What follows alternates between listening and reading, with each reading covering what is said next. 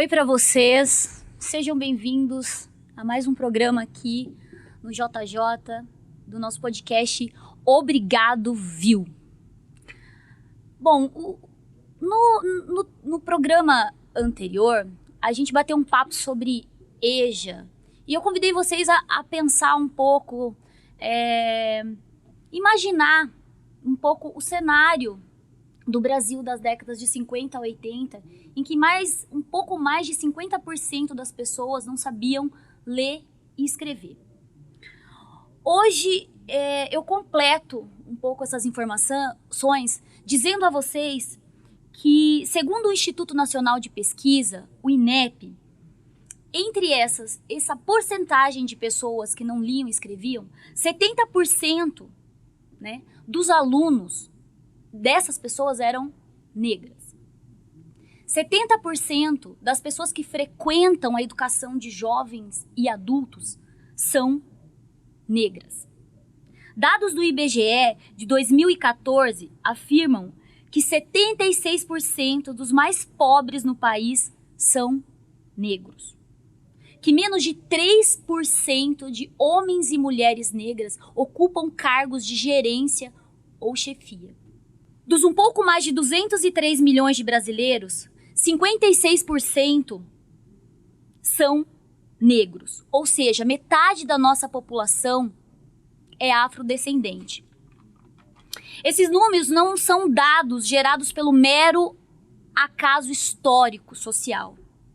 Não podemos mais ouvir e dar ouvidos somente às velhas histórias coloniais, contadas essas pelos mesmos que por mais de 300 anos sequestraram o povo africano e encheram os porões dos navios negreiros, comercializando mão de obra escrava. Meu nome é Idelma Bocalon. Este é o podcast Obrigado Viu, aqui no JJ, seu jornal de Jundiaí, junto com Lourenço Menezes, meu amigo. E hoje a gente bate um papo, recebe uma professora formada em música pela Universidade Federal da Bahia, dá aula há 14 anos na educação básica, atualmente finaliza seu doutorado na USP sobre práticas pedagógicas coloniais no ensino de arte. Desenvolveu projetos que ganharam prêmios e foi indicada a outros tantos. Na vida, já cantou, dançou, regeu, tocou piano, pintou, fotografou. Baiana, mulher negra, sempre carregou e carrega suas origens afrodescendentes com orgulho e coragem de quem acredita que a luta precisa passar pela educação étnico-racial. Eu falo com a Nani Vieira. Nani, seja muito bem-vinda no nosso podcast. Que prazer receber você aqui. Ai, Delma, Lourenço, prazer imenso, imenso estar aqui com vocês. Eu fiquei muito honrada, tá, com o convite. Claro, é uma grande responsabilidade, né? Falar sobre esses temas, né? Mas é necessário sempre, né? É a minha missão de vida há bastante tempo já. Mas antes de qualquer coisa, eu queria honrar minha ancestralidade, né? Saudar os meus ancestrais. Que se eu estou aqui conversando com vocês hoje, é porque muita gente lá atrás morreu, derramou sangue, lutou para que a gente tivesse hoje essa liberdade de expressão, por exemplo. Né? De eu estar aqui conversando com vocês, ocupar lugares que eu ocupo. Né? Então isso eu devo à minha ancestralidade, aos meus mais velhos, que estão vivos, inclusive, meus ancestrais intelectuais também, que calcaram aí toda a caminhada do saber para a gente também poder ocupar esse lugar da academia, né? Então, agradeço mais uma vez o convite, estou muito honrada. A gente que fica feliz de poder tratar com uma pessoa como você temas que são tão relevantes, não só para o nosso país, mas, claro, relevantes para o mundo, né? E eu estava lendo um poema da Maria Conceição. Ela falava que, sobre isso que você está dizendo, que assim, a minha avó se calava, a minha mãe, mas a minha filha hoje, né, ela fala. Hoje a gente ocupa lugares em que foram sendo galgados de maneira muito dura e árdua, e que a nossa vida de hoje, os nossos parentes, aqueles que vieram depois, por conta disso, estão colhendo e estão vivendo dentro de uma realidade que está sendo debatida muito mais do que já foi.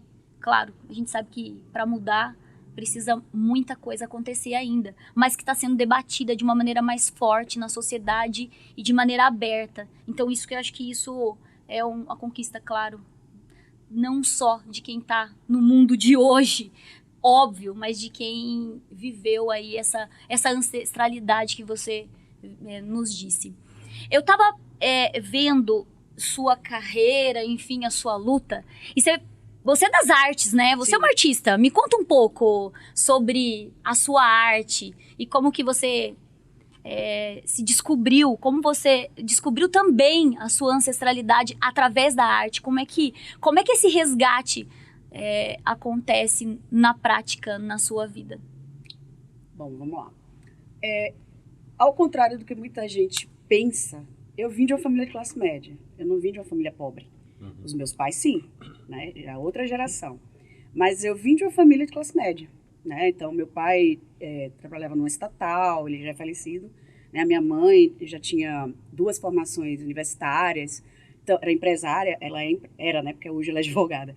Então, eu vim de uma família que não me faltou nada, tá? Eu vim de uma família que tive acesso a bens de consumo, a serviços, a lazer.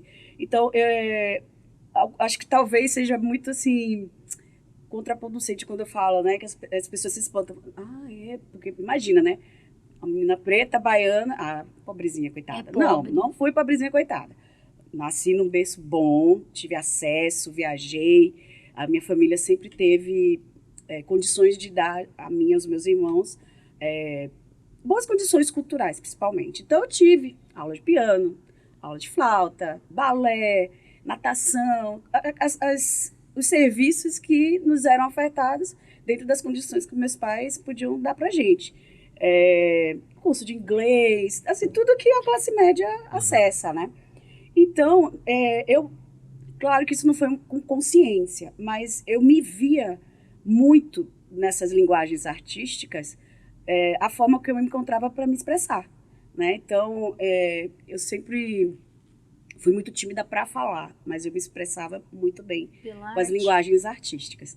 Quando meu pai faleceu, e foi de uma forma muito abrupta, o choque, o trauma, me fez ter problemas na fala, né? Então, ainda hoje eu ainda tento contornar, fonoaudiólogo e tudo mais, mas eu falava muito rápido, né? Então, as pessoas não entendiam o que eu falava. Isso foi depois do trauma, né? Eu passei um tempo sem falar. Sério? E depois veio a metralhadora. Era uma criança que falava muito. E eu compreendi que, através das artes, eu falava melhor. Né? A arte é incrível na vida. É expressão, né? É linguagem. Então, eu me expressava muito bem. Então, sem saber que eu estava fazendo arranjo, eu fazia arranjos vocais no grupo das igrejas que eu frequentava. Então, desde novinha, eu sempre tive ali aquela participação musical na igreja, que foi o que me calcou também, né? Que me formou enquanto musicista. Foi dentro primeiro da igreja, para depois eu ir para a academia. Então, assim, essa vivência me deu, de uma certa forma, uma formação da minha identidade cultural, a minha identidade enquanto uma criança negra, né? Em espaços brancos. E a gente está pensando em Salvador, né? Que tem aí quase 90% da população preta. Então, tipo, embora eu fosse mais uma menina negra, eu entendi esse meu lugar, entende? E também eles me colocavam. E as pessoas pensam também que não existe racismo na Bahia, porque a maioria é gente preta, mas existe, né? Então, as artes me trouxe nesse lugar, né? Me colocou, melhor dizendo, nesse lugar de poder me expressar, né? Então, essa questão do reconhecimento de negritude foi bem depois. né? Ou melhor, a aceitação, porque o reconhecimento eu sempre tive, né? Eu sou de uma família miscigenada, meu pai era um homem branco, né? A minha mãe é uma mulher preta, e eu entendi esse lugar da miscigenação, né? Isso é muito comum no Brasil, né? Nós somos um país de maioria parda, né? Segundo o IBGE. Então, esse lugar das famílias interraciais é bem comum no nosso país. Mas essa afirmação de negritude não foi em Salvador e não foi na minha infância. Já foi na fase adulta, já depois que eu me mudei para cá, para Jundiaí. Foi quando você se viu uma mulher estudada, negra, numa sociedade, como que era? O que te fez enxergar isso de uma maneira mais objetiva? Aqui Quais em Jundiaí, situações? tu fala já. Isso, Tá. você entender que toda essa questão histórica gerou embate para você de alguma maneira, porque te tirou do lugar daquele lugar que você estava, de tranquilidade. O que te provocou aqui, sendo uma mulher negra, que te fez pensar, olha, peraí, meu lugar, qual é o meu lugar no mundo, né? Como você se lembra? Opa! Ou se lembra. Em Salvador, até hoje, eu sou mais uma. Salvador mulher negra. é o lugar que mais tem negros Fora de África. Fora de África, a né? densidade demográfica Exato, eu tava... de população preta é em Salvador. Uhum. Né? E até a própria questão cultural, né? Isso aí advém, claro, do período escravocrata. Então, as culturas banto na Bahia, elas foram mais presentes, né? Isso aí tem a ver com diáspora, né? Por exemplo, no Sudeste já tem uma outra constituição cultural, né? Então, quando você vê o Olodum, quando você vê Ileaie, quando você vê outros grupos afros, de cultura afro, na Bahia e que o mundo conhece, tem muito a ver com essa origem banto, né? Mas é uma outra parada. É porque são muitas tribos. A África não é um lugarzinho pequeno. Não, é um continente, Exato. Né? Então, várias tribos de várias culturas foram trazidas para cá, né? Cada um foi... Eu vou... Mas a minha pergunta, a gente já tá se desviando. Eu tô desviando. Uma coisa leva Vai levando a outra.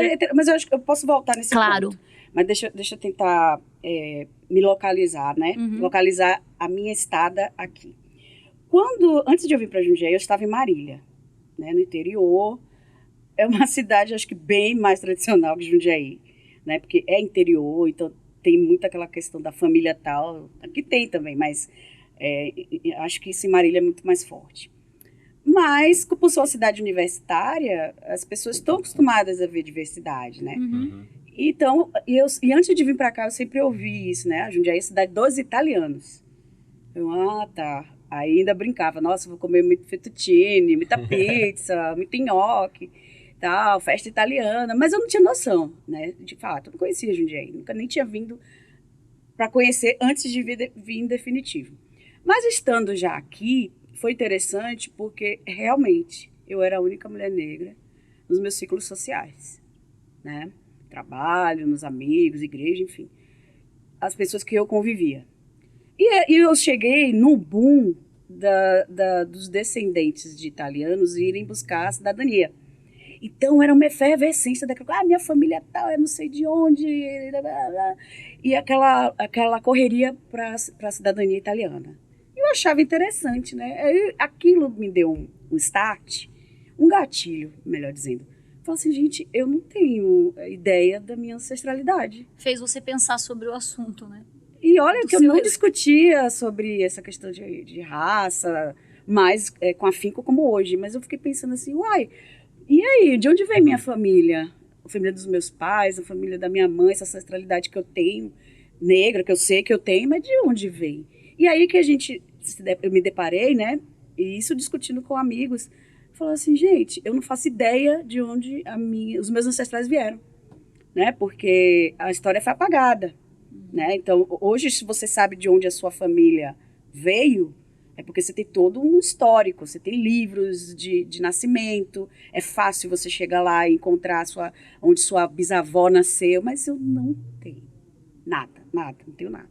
Também acho que nunca corri atrás, mas é difícil, Eles viu? chegavam é no difícil. Porto de Santos, tinha registro, né? Era uma chegada diferente.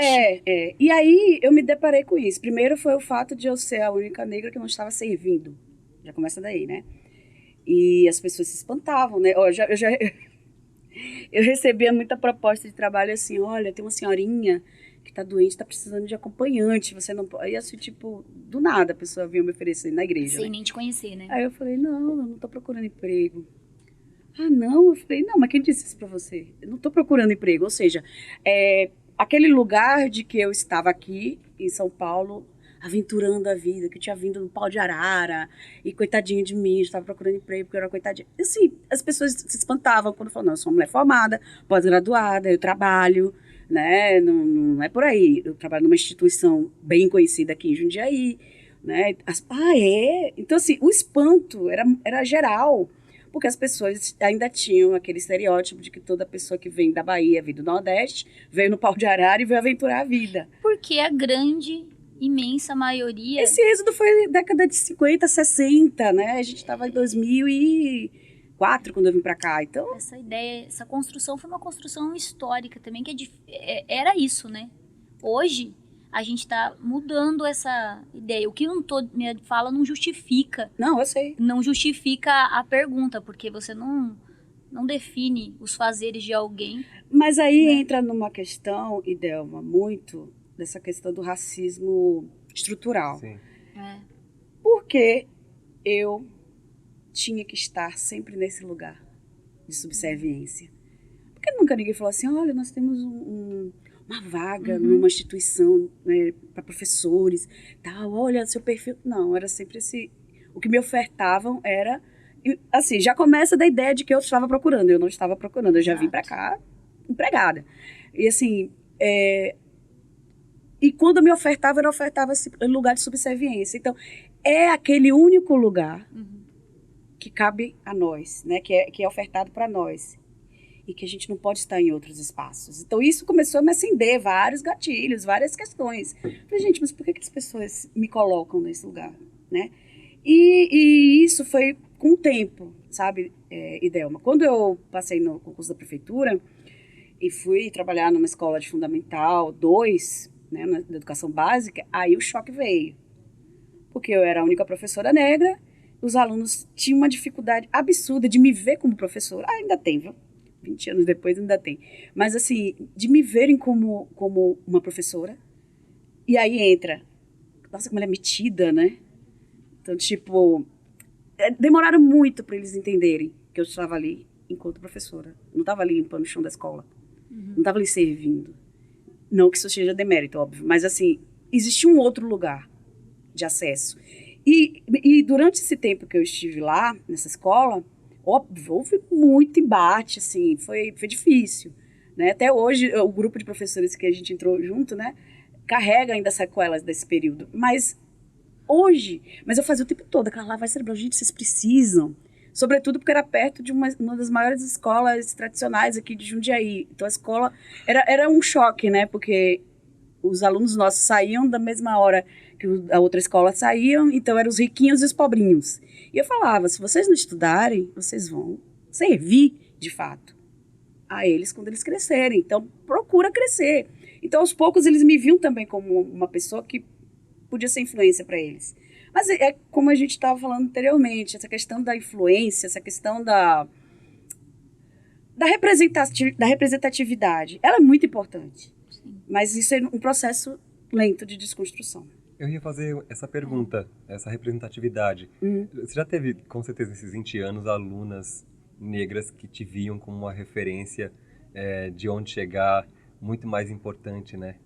E também de alunas que vinham nesse embate. Ela não tem que estar aí. Eu já ouvi isso, inclusive, né? Sim. E quando eu conto para vocês essas experiências, eu não estou falando de um lugar de vitimismo, não. Embora cada experiência é pessoal. Então, a gente há de se respeitar essas experiências. Toca em cada pessoa de um jeito, né? Claro, me toca bastante, né? Já adoeci por conta disso. Mas, ao mesmo tempo, eu tive muitas alegrias. Então, isso, quando você falou isso da representatividade, eu já tive experiências assim, incríveis. De eu entrar na sala e a pessoa chega a fazer assim, ó. Tipo, meu Deus, É o ela é poder mulher negra chegando. também. Olha o poder chegando. E tipo assim, nossa, ela é uma professora preta. Uau! E tipo, eu posso também ser. Sim. E assim, o tempo todo, a forma de eu me posicionar, claro, eu erro, eu sou ser humano, eu erro, já errei várias vezes. Mas o que eu tiro de resumo, muitas alunas, eu tenho uma aluna que ela falava assim, ela era uma empregada doméstica, muito sofrida, a história tristíssima, assim, mas no final, quando ela terminou o ensino médio, eu o tempo todo incentivando, faz o Enem, faz o Enseja, vai pra academia, universidade, a educação, isso é possível para vocês. E aí ela decidiu fazer o vestibular, fez Enem, fez e passou. Quando essa mulher passou, ela foi lá, ela já tinha terminado o ensino médio, então ela foi lá no CEMEJ e tal, chorando. Só que ela já veio chorando, eu falei, ai meu Deus, aconteceu alguma coisa, eu preocupada, eu vim te agradecer. Aí eu, ai meu Deus, aí eu comecei, eu sou manteiga, eu pareço ser forte, mas eu sou manteiga derretida.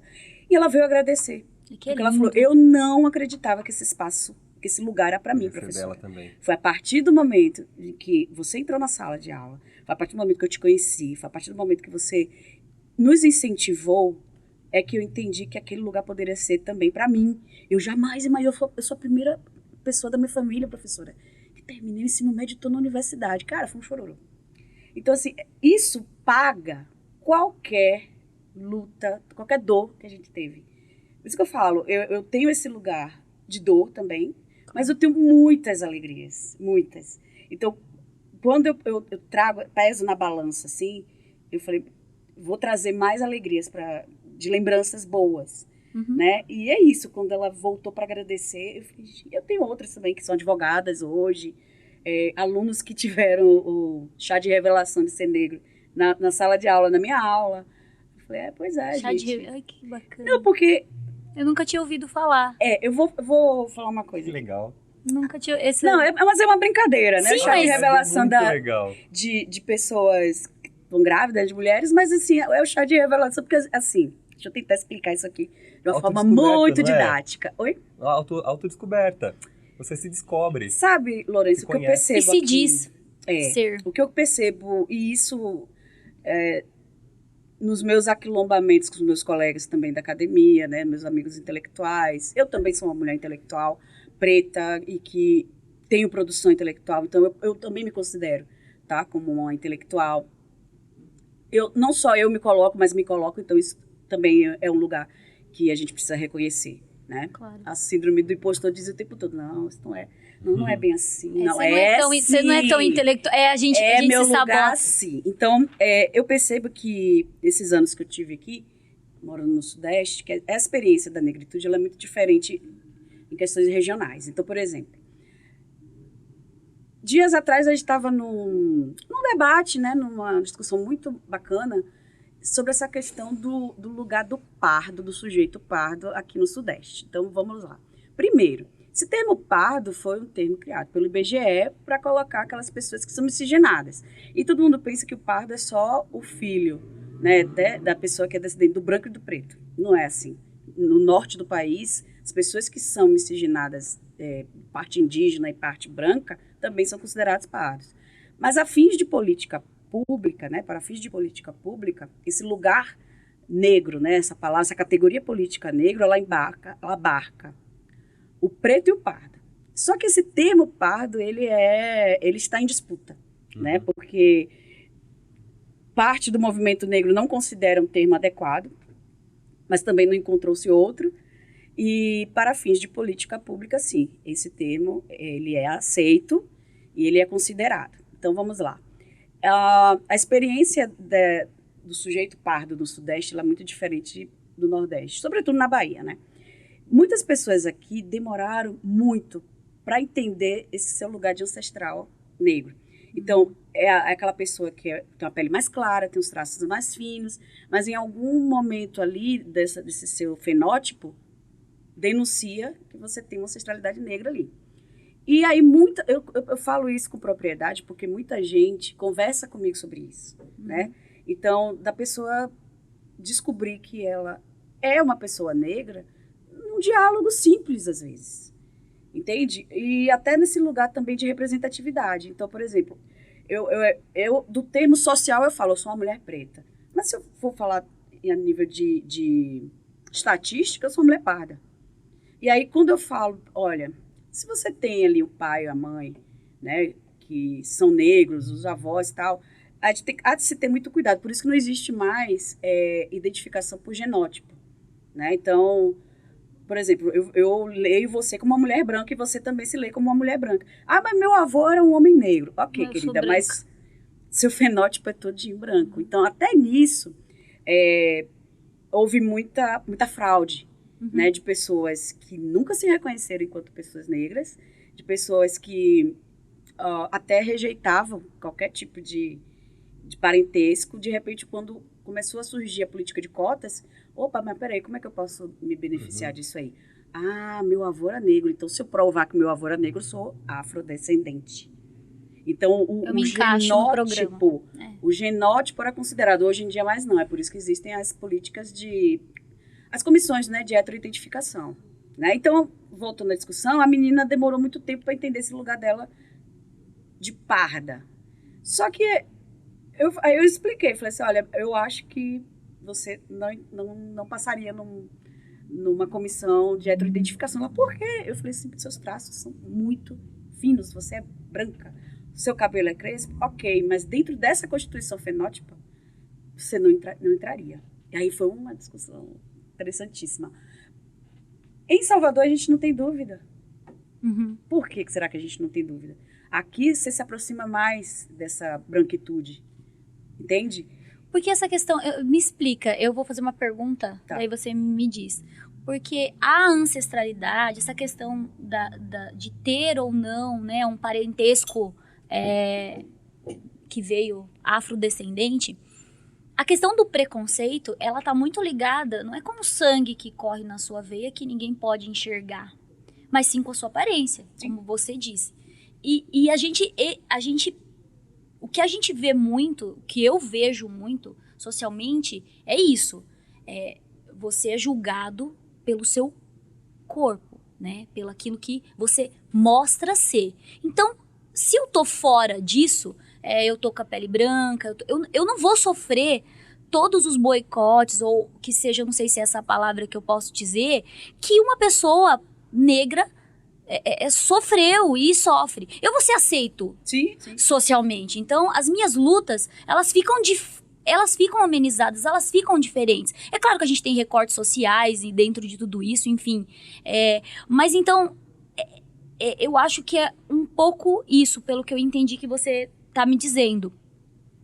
Como que eu vou dizer que eu sou negra? Mesmo que eu tenha, eu não sofro por isso, né? E essa reparação não é biológica, é uma reparação social, é uma reparação de tudo que aconteceu com o povo afrodescendente que foi sequestrado, que é aquela história, mas você vem com essa história de novo? Venho porque essa é a história que precisa ser contada dentro dos livros de história. Como professora, eu queria muito dizer para os meus alunos, eu queria ter tido formação para saber isso. E eu lamento cada vez que eu me lembro que eu entrei numa sala de aula e eu não tinha ferramenta, não foi me dado dentro da escola para eu ser a professora que eu precisava ser para aqueles alunos. Para dizer a eles, essa escola é de vocês, é para vocês, esse lugar é meu, mas é seu também. E isso não foi feito por mim e também não foi feito pelas pessoas pretas. Por isso que existe, eu acho, essa demora de se entender, porque foi roubado essa identificação. Eu não sei se você concorda comigo. A gente foi criado numa sociedade que fez com que a história fosse contada de uma maneira embranquecida. Como a Beatriz Nascimento fala, a história foi contada por mãos brancas. Eu li vários autores, né? E assim, escrita por mãos brancas. E a gente, quando a gente passa com... Desculpa, eu vou falar um pouco, é que eu fico... Esse tema me toca muito, porque assim, quando a gente vai ler os livros de história, a gente não vê essa história contada do jeito que era para ser, né? Que milhões e milhões de negros foram sequestrados, atravessaram, vieram para a América e foram tidos como produto, né? Mão de obra. E assim, e por que não falar disso? Não é vitimização, é história, né? É história que está sendo contada. E aí, se você fala disso como mulher negra, mas está se vitimizando. Não, eu estou contando a minha própria história. E eu acho que essa autorização precisa ser dada. Eu acho que as pessoas pretas, elas não precisam ficar mais... É que é duro. Eu não posso falar porque não é o meu lugar. É duro você ter que pedir licença para falar da sua própria história para que o outro não diga que você está se vitimizando. Não são as pessoas afrodescendentes que se vitimizam. A história, sim, vitimizou, né? E é isso. E é só aceitar isso e pensar que a partir de hoje é possível criar políticas de reparação e aceitá-las, meu Deus. Qual o problema em aceitá-las, né? E é isso, a gente precisa pensar quando a gente vota, a gente precisa entender essas movimentações, porque a gente precisa construir um país para todo mundo. E construir um país para todo mundo é admitir que a nossa história colonial é essa. É esse Brasil que nós temos, né?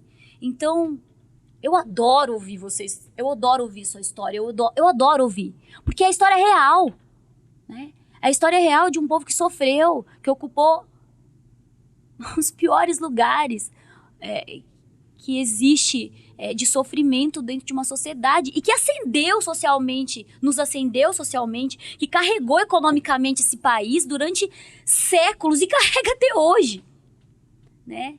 Então, eu já tive muito medo de falar algumas coisas que eu li, que eu aprendi nos livros e também com as pessoas, mas hoje eu falo, sabe? Porque muita gente rica hoje, ela constitui a sua riqueza, seu poder em cima do trabalho de muita gente preta, de muita gente que carregou nas costas economicamente esse país e trouxe esse país também para onde é. Cada um tem seu papel, basta só a gente admitir o papel daqueles que fizeram o que ninguém queria fazer, né? E Delma, você tocou num ponto muito importante. A riqueza desse país ela foi calcada pela escravidão. Primeiramente indígena, né, os povos originários tidos aí como mão de obra barata, né, grande parte também dizimada. Houveram aí muitos povos indígenas que foram dizimados, não existem mais nenhum tipo de registro, de memória, nada, né, de alguns povos. E posteriormente a escravidão africana, né. Muitas dessas riquezas, sobretudo aqui no Sudeste, né? A gente está pensando aqui, café, cana, ouro. Essas riquezas foram constituídas com esse trabalho escravo. Eles encomendavam, né? Tinha uma parte da África que eles plantavam arroz, eles faziam isso há 3.000 anos. Vai lá, ó. Sequestra esse povo aqui que a gente quer na cultura. A galera do ouro. Então, assim, eram pessoas inteligentíssimas, de uma cultura totalmente... Isso, eu ia chegar nisso. Isso. E assim, são gente... Eles foram encomendados, sequestra esses aqui, que são inteligentíssimos. Eles sabiam achar ouro como ninguém. Eu ia chegar lá nas Minas Gerais, né? Olha, veja bem. E colher e plantar. Nesse processo de diáspora, né, de escravização, eu acho que eu já ouvi gente falar isso e eu fico assim, gente, as pessoas não param para pensar que quem veio para trabalhar como escravizado não eram pessoas fracas, não eram velhinhos, eram pessoas fortes, no auge ali da idade, né, da saúde. Não vejo gente doente para cá. Inteligentíssimas. As pessoas adoeceram nos navios negreiros. Mas assim, não vieram qualquer um. Vieram reis, vieram rainhas, vieram intelectuais, vieram gente que dominava certas tecnologias de conhecimento, como a agricultura. Claro. Por exemplo, a questão da forja, do aço, né, do ferro. Muito. Então, não vieram para cá qualquer pessoa. Não, eles encomendaram, eles sabiam que, né? Eram pessoas que, obviamente, seriam usadas as suas tecnologias de conhecimento para alavancar o capitalismo. Exato. Ok? E aí, quando a gente fala que nós somos descendentes de reis e rainhas, as pessoas têm uma dificuldade de entender isso. Né, que nós somos originários de reinos africanos. Como se o mundo europeu fosse o único, o nosso mundo aqui também. A história europeia é essa, né? Que eles são únicos reis universais, que eles são, que toda a fonte de conhecimento recontar essa história é de Europa e que todo o conhecimento, por exemplo, uma coisa que eu vejo muito acontecer, inclusive por parte de alguns professores. A dificuldade de entender que Egito é África. Né? Então, isso a própria indústria cinematográfica figurou muito, né? A Cleópatra como uma mulher deixou de dizer, branca, né? Enfim, a Beatriz Nascimento, ela traz isso para nós. A Cleópatra branca realmente... Jesus branco, né, gente? Café. Com Acabei de passar certeza. café. A gente faz cafezinho aqui. Amo. Então, assim... A Netflix foi cancelada, né? Por representar a Cleópatra negra. Houve um boicote para esse filme não ser exibido. Isso é só a ponta do iceberg, né, Lourenço? É só a ponta do iceberg. Sobretudo a gente pensar que os Estados Unidos, há não muito tempo, né, se a gente for pensar que 50, 60 anos atrás, esse apartheid social que já existia, né, nos Estados Unidos, historicamente, há pouco tempo, né, se a gente for pensar, né, nível histórico, é pouco tempo, foi ontem. Né, que era banheiro para negro, banheiro para branco, bebedor para branco, bebedor para negro, tinha que atravessar a rua, tinha que ceder o lugar. Então, essas histórias todas que a gente ouve de lá, e que as pessoas demoram a compreender que também existe aqui, mas de uma forma velada. Não estava na lei, mas o apartheid havia da mesma maneira aqui, né? Sempre ainda existe, né? O professor existe. Kabengele Munanga, ele magistralmente, ele fala sobre essa questão do racismo à brasileira, que é aquele racismo sutil, né? Nossa, você nem parece que é uma mulher negra porque você tem traços finos, você é educada. Gente, isso é muito comum se ouvir, né? Nossa, não, você é um negro, mas você é educado, você estudou. Ah, nossa, você é um homem negro, mas você tem posses, né? Então, tipo assim... como se você tivesse embranquecido, sabia? Porque o exemplo clássico é o Machado de Assis, né? A Machado de Assis, que foi embranquecido pela história. Mas, assim, é a dificuldade da branquitude entender que nós também constituímos conhecimento, inteligência, tecnologias, né, ancestrais de conhecimento. Muito. O que hoje as pessoas descobrem, né, sobre a questão das ervas. Eu falo isso muito para os meus alunos. Sabe aquele chazinho que sua avó fazia quando você estava doente? Foi. Né? Independente aqui de ser branco, preto, enfim. Sabe aquele chazinho que você tomava de barriga quando você era criança e estava com verme, a sua avó fazia lá? É tudo. Isso tudo são tecnologias ancestrais, indígenas e negros. Então, assim, a dificuldade que se tem do Brasil reconhecer suas origens também indígenas e africanas, isso diz muito sobre esse processo de embranquecimento, que já veio lá do início do século XX. Descendentes, né, hoje de italianos compreendem que seus ancestrais vieram, há não muito tempo atrás também, né, vou colocar aqui 100 anos, né, no iníciozinho do século XX, um processo de embranquecimento da nação, país. Né? Existia aí um projeto, de fato, de embranquecer a nação. E não deu certo, né? Não deu certo. Porque somos hoje a maioria, isso dos declarados. Acho que é bom falar isso. São dados, né? A gente sabe que esses dados são bem maiores. Né? As pessoas que se leem, que se reconhecem enquanto pretos e pardos, que se declaram, mas a gente sabe que o número é muito maior. Né? Mas a Conferência de Durban, por exemplo, na África do Sul, em 2001, foi organizada pela ONU, justamente para se combater o racismo, a xenofobia, né? Formas de discriminação de maneira geral, qualquer forma de discriminação, na verdade. E aí o Brasil é signatário, e já se passaram aí 22 anos, e a gente vê que a coisa só piora. E por que só piora? Aí é uma visão particular minha, tá? Primeiro que existe uma preguiça enorme das pessoas entenderem que existe uma outra história que não foi contada, né? Trazendo para o contexto local, né? Nas escolas ainda se ensinam, né, que Jundiaí foi formada hoje, essa identidade cultural de Jundiaí é uma identidade cultural italiana. Isso se ensina nas escolas, né? E é uma grande preocupação. Porque se nós temos aqui uma história indígena, esse prédio, o fundo dele, tem a figura de uma mulher que representa a Serra do Japi. É lindo. Sim, linda. Né? Eu vejo da minha casa, todo dia, admiro. E é uma mulher de Jundiaí, uma artista de Jundiaí, que fez essa pintura, essa obra. Então, assim, qual é esse outro lado de Jundiaí que ninguém conta? dessa história indígena. E a história negra que se conta de Jundiaí é que foram escravos e acabou. Não existiu outra contribuição. É essa história que conta. É essa história que eu ouvi quando eu cheguei. Eu falei, nossa, gente, não, peraí, Marita. Não era só assim, Será que é só isso, né? Não é só isso. Então, qual é essa história que é contada? E Jundiaí reflete vários lugares do nosso país, né? Que acontece a mesma coisa. Quando eu entrei pra faculdade, veio A gente já vai finalizar daqui a pouco. Nosso tempo tá estourando. Eu vou contar essa história. A gente tinha uma palestra sobre escravidão, sobre... Enfim, aqui em Jundiaí. E veio um senhor que eu não sei o nome. E eu tô lá assistindo essa palestra. Veja, eu sou uma mulher branca, eu tinha 20 anos. Ele disse que Jundiaí tinha um pelourinho humanizado. Eu tava assim, eu fiz, o quê? Peraí. Eu lembro como se fosse hoje. Eu não sabia o que eu tava fazendo exatamente. O porquê da minha indignação. Eu escrevi assim pro meu professor. Pelourinho. Significado. Humanizado. Significado. Mandei pra ele. Ele escreveu os 2 significados e fez assim.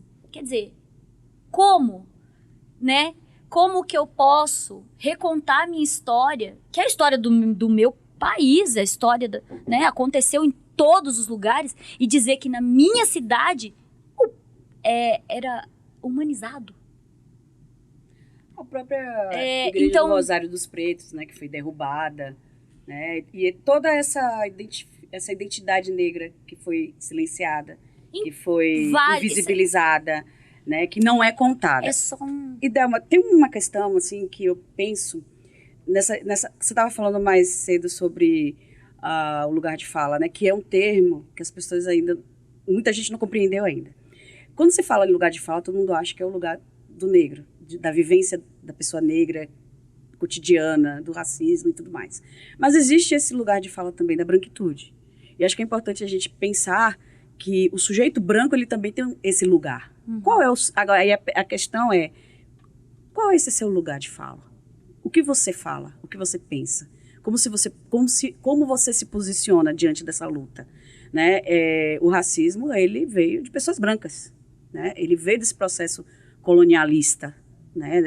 De escravização da humanidade preta e não branca, vamos melhor dizendo, né? Não branca. E aí, enquanto sujeitos brancos, qual é esse lugar que você ocupa dentro dessa luta? Acho que é importante pensar nisso. É normal ver esses espaços de liderança somente com pessoas brancas? É comum? É viabilizado isso? É normatizado? Como que os sujeitos brancos veem isso?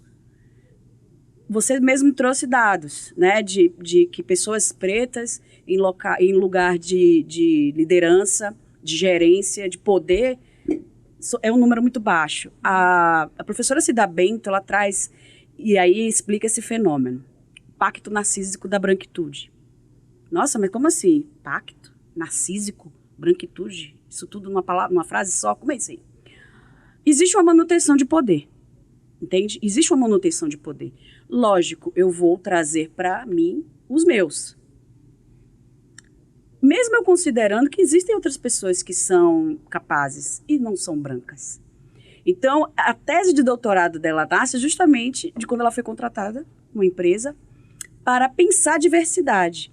Mas existia uma resistência por parte da direção em colocar pessoas não brancas em cargos de chefia, era só para pensar, de poder. Né? Não era para pôr na prática. Então, a pergunta que eu deixo é essa.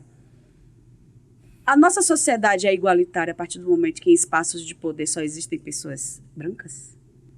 Será que não existem pessoas não brancas com capacidade intelectual?